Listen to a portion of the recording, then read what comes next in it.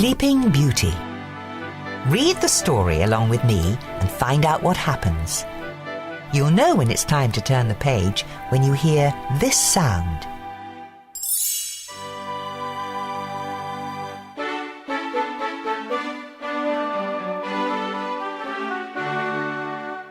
Long ago, there lived a good king named Stephen. For many years, King Stephen and his queen wished and wished for a child. At last, their wish came true. The king and queen named their daughter Aurora. A great feast was planned to celebrate the birth of the new princess. Everyone in the kingdom came to the feast. King Hubert arrived with his son, Prince Philip. The two kings decided that one day Philip and Aurora would marry. That way our kingdoms will always be united, King Hubert told his son. 3 good fairies came to the feast. Each had a special gift for the princess. Flora waved her wand. I give you the gift of beauty. My gift shall be the gift of song, said Fauna. And my gift, began Merryweather. Suddenly, a blast of wind blew open the castle doors. A bright flame filled the room. Then the wicked fairy, Maleficent, appeared from the flame. You did not invite me to the feast, King Stephen, but I too have a gift for the princess. Maleficent pointed at the cradle. Before the sun sets on her 16th birthday, the princess will prick her finger on the spindle of a spinning wheel, and she will die. Seize that creature, shouted the king. But Maleficent disappeared in a cloud of smoke. Luckily, Merryweather still had her magical gift to give. The good fairy could not undo the evil spell, but she could soften it. Merryweather waved her wand. Sweet Aurora, she said, not in death, but just in sleep, the fateful prophecy you'll keep. From this slumber you shall wake, when true love's kiss the spell shall break. King Stephen had all the spinning wheels in the kingdom burned. If there are no spinning wheels, he told the queen, our daughter will be safe from harm. The 3 fairies knew Aurora still wasn't safe. Flora had an idea. The fairies would secretly raise the princess themselves in a cottage in the woods. And no magic, Flora told the others. Then Maleficent will never be able to find us. The fairies explained their plan to the king and queen. Reluctantly, the king and queen agreed. That night, 3 peasant women left the castle with a small bundle. The 3 women arrived at a cottage nestled deep in the forest. We must never call her Princess Aurora, Flora told the others. Her new name is Briar Rose. 16 happy years passed. Briar Rose grew into a lovely young woman. She did not know she was a princess, and she had never heard of the evil fairy. But Maleficent had not forgotten the princess. For years her soldiers had searched the kingdom. At last, they gave up. We checked every cradle, they told Maleficent. Fools, she shouted. You've been looking for a baby all these years. Maleficent turned to her pet raven. You are my last hope. Search for a maid of 16 with hair of gold. Go and do not fail me. The raven flew off into the night. The next day was Briar Rose's 16th birthday. The fairies wanted to surprise her with a party, so they sent her out of the cottage. We need berries, Fauna said. Lots of berries, added Flora. Don't hurry back, called Merryweather. The fairies set to work.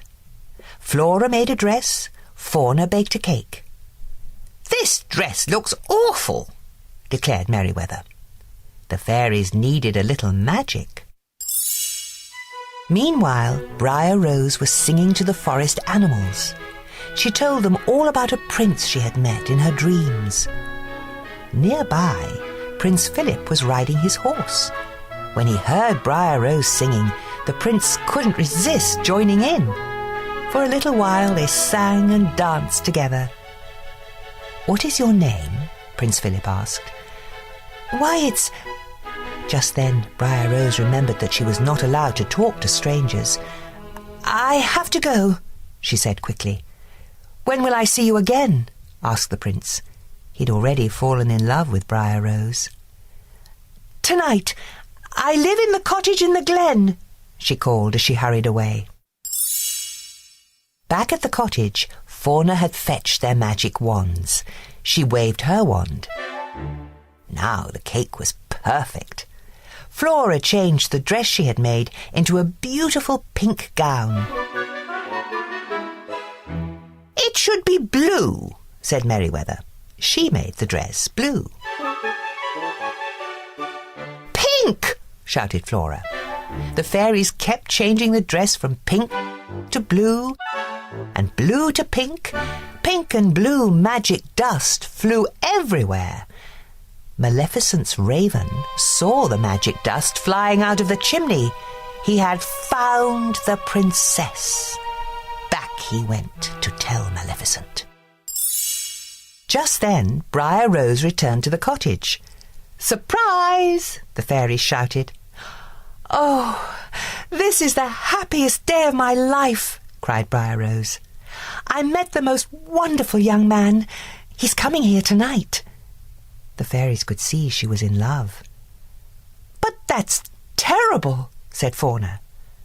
"Why?" asked Briar Rose. The fairies told Briar Rose that she was really Princess Aurora. She had to return to the castle that very night, and she had to marry a prince.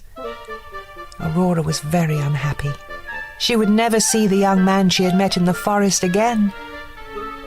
Yet everyone in the castle was happy. King Stephen couldn't wait to see his daughter, and King Hubert couldn't wait for her to marry Prince Philip.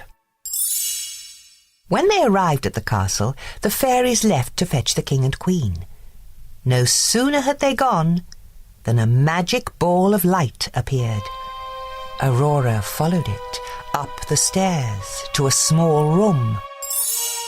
Maleficent was waiting for her with a spinning wheel.